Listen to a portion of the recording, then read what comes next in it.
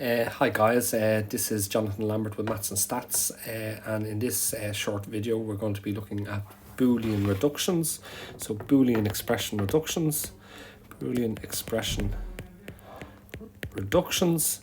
and this is based off a Boolean expression that was given in a past paper at the National College of Ireland. It's dealing with computer architecture 2018-2019, and the expression is this expression here. It says f is equal to a ORed with d bar ANDed with a ANDed with b ORed with d ANDed with c ORed with a bar ORed with b ANDed with c bar ORed with a bar. And what we'd like to do is we'd like to find a minimal expression that's equivalent to this but has a reduced number of gates.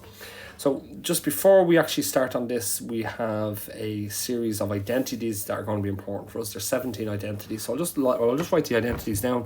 You're typically given these in an examination. So the first identity says that an input a ORed with 0 is equivalent to a. In other words, if we see this particular expression here in our Boolean in our Boolean expression, we can replace it with this particular term here. In other words, an a ORed with 0 is equivalent to an a, so we can swap out the a ORed with 0 with an a.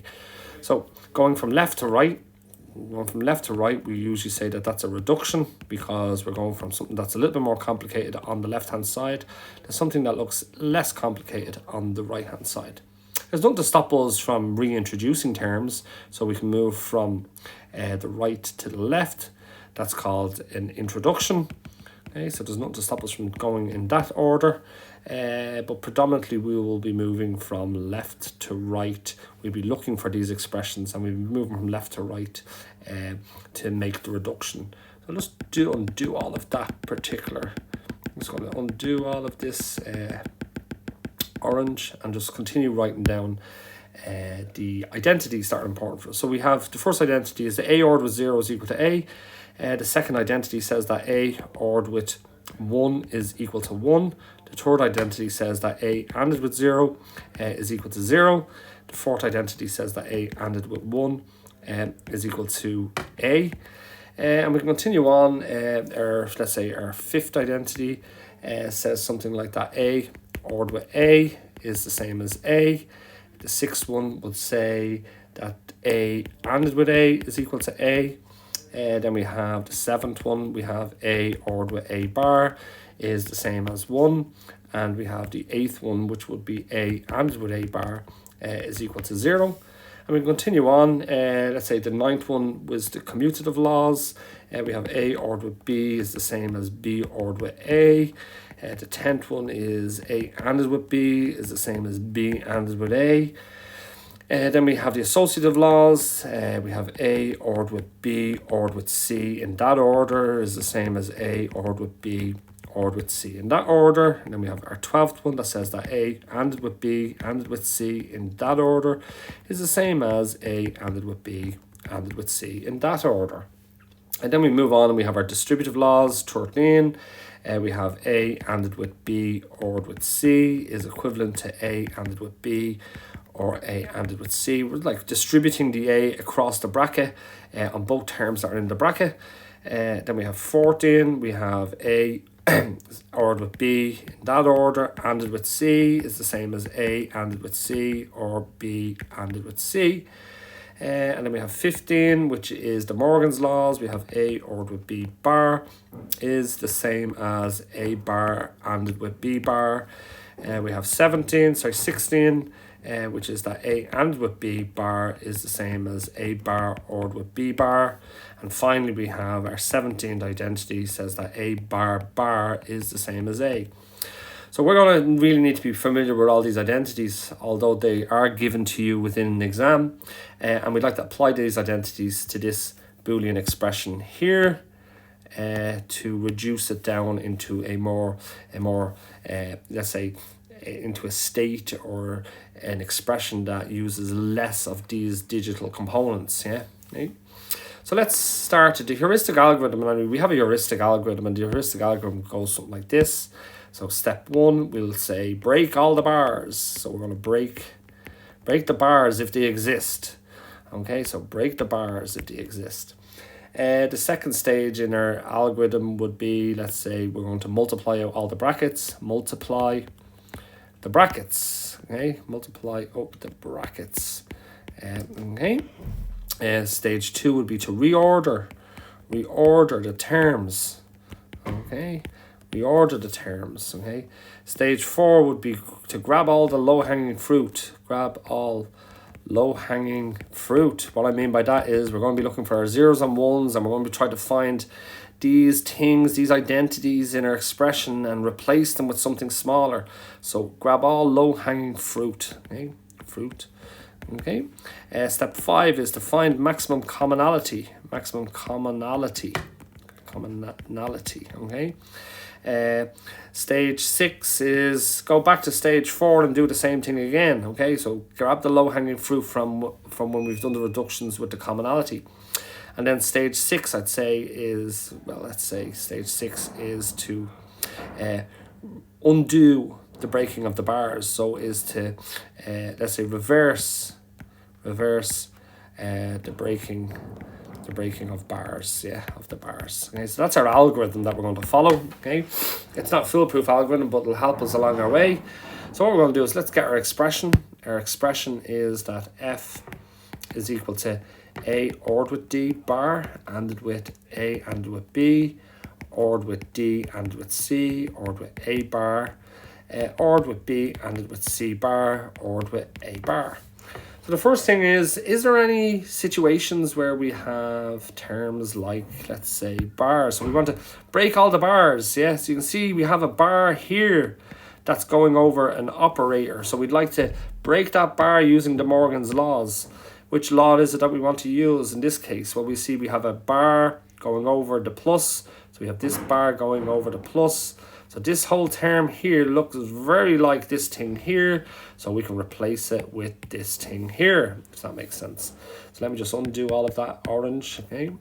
And just continue on down here. And I'm just going to undo that. So effectively what we end up with is we end up with that f is equal to a bar ANDed with d bar. Okay, ANDed with a, ANDed with b, or d ANDed with c, or a bar, or b ANDed with c bar, or a bar.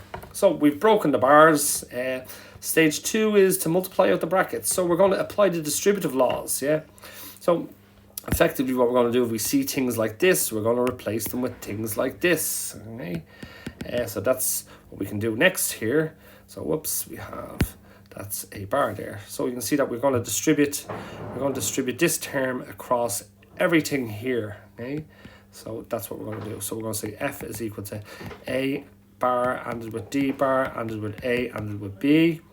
That was doing the first multiplication. Then we'll do the next. It's ORed with a bar, d bar, ANDed with d, ANDed with c. And then we do the third one is ORed with a, d bar, ANDed with a bar. And then we carry the next terms through these particular terms here. So we have it's ORed with b, ANDed with c bar, or a bar. Okay. Next thing we do is we're going to reorder the terms. So we're going to reorder them. Okay. So we put them in order. So we take the first term. Okay. So the first term that we're going to take is this term here, and we reorder it. So we're going to end up with it's a ANDed with a bar, ANDed with b, ANDed with d bar. We're going to reorder the next term. So it's going to be a bar, ANDed with c, ANDed with d, ANDed with d bar. And then we reorder the next term. It's a bar, ANDed with a bar, ANDed with d bar. And there's nothing to do in the next one. It's the same. And then we're done there. Now, we're going to look for the low-hanging fruit. So we're going to try to identify the low-hanging fruit. So we can see that in this situation here, we have this term here. But we know what a ANDed with a bar is. We have something up here that says, where are we? Here we are here. That a ANDed with a bar is equivalent to 0. So we can replace a ANDed with a bars with zeros. So this now becomes, this is equal to f is equal to 0 ANDed with b, ANDed with d bar. And likewise, we can replace the d ANDed with d bar with a 0. So this becomes ORed with a bar, ANDed with c, and with 0. But hang on, oh look at this, an A bar ended with an A bar. Well, we know, don't we know that an A bar, an A ended with A is an A, so an A bar ended with an A bar must be an A also. So what we can do now is we can actually just come in here and say that this term here is equivalent to A bar ended with D bar. And then we have our two dangling terms there. It's a B ended with C bar or an A bar. And we keep going with our low-hanging fruit. Oh, look, something ended with 0. Okay, well, look, something ended with 0 is equal to 0. So that just becomes a 0.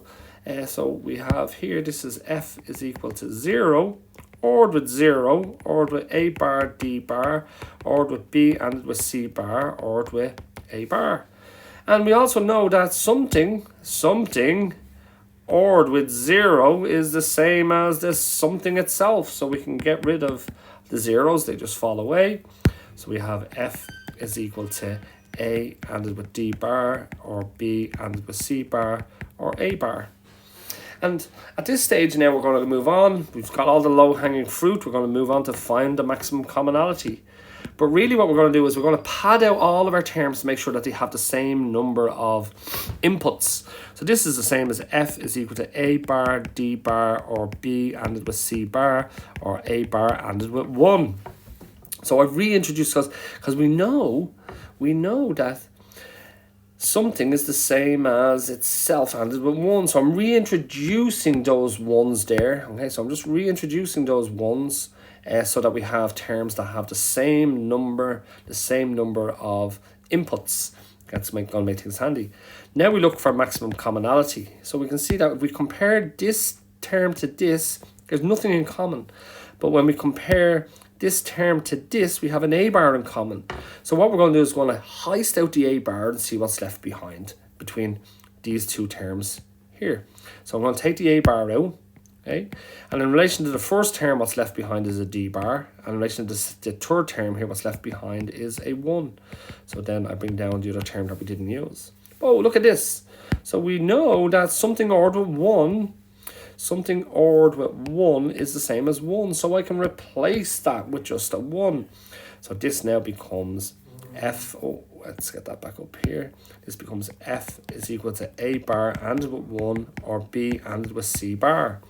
What's that the same as? That's F is equal to A bar ORed with B ended with C bar. Okay. Now, we might want to, let's say, I suppose we could reintroduce the bars here across here, but I think this is the minimum form now. How many gates have we got? We've got 1, 2, 3, 4. So that has been reduced down to 4 gates. Okay. Whereas the original expression, where is it? Here it is up here, had 1 gate, 2, 3, 4, 5, 6, 7, 8, 9, 10, 11, 12, 13 gates. The original had 13 gates. So we had 13 gates. So we've gone from 4 to 13. Okay, so effectively we've saved 9 gates. So we've saved 9 gates. So proportionately we've saved 9 of the 13 gates. If we multiply that by 100, that tells us our percentage savings. Right? Okay, guys, once again, this is Jonathan Lambert with Maths and Stats. This video is basically, I made this video for our students here at National College of Ireland. It's just how to do these Boolean expression reductions. So once again, I hope that this was helpful and all the best.